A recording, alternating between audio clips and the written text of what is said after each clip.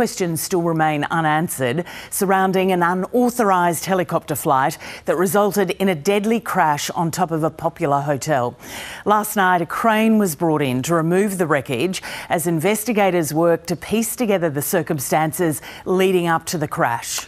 The pilot who died is yet to be formally identified. Our reporter Chris Tester joins us on the ground in Cairns with the latest. Chris, very good morning to you. So what are investigators focusing on?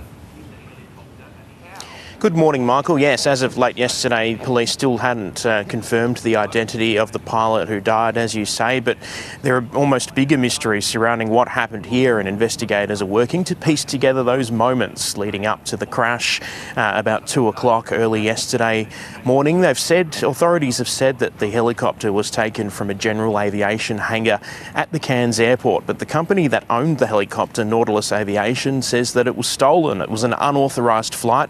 There was no flight plan.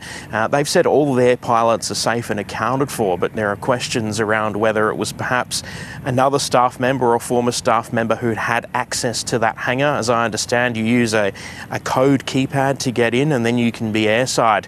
So there are questions around how the access to the aircraft was possible, and then why it was flying in this area at all. The CBD is not somewhere where you would ordinarily fly, and I'm told that that helicopter certainly wasn't equipped at that time to be flying into the CBD, and then it's clipped the roof of the hotel. There are many things we don't know, what the motivation was, whether drugs and alcohol were a factor, even where they were intending to go, whether it was an attempted landing or whether they were simply on their way to somewhere else and became disoriented due to weather conditions.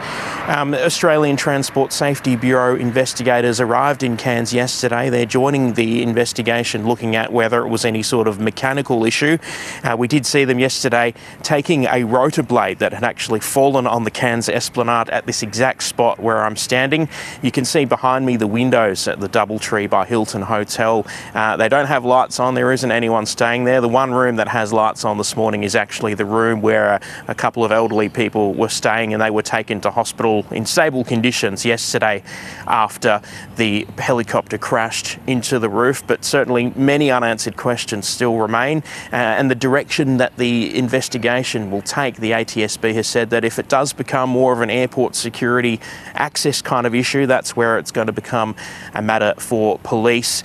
The Cairns airport, for its part, has said that it's done a full safety review of its multi-layered security arrangements at the Cairns airport, including the general aviation wing, and it's confident that there's been no compromise there. OK, Chris Tester on the ground in Cairns. Thank you.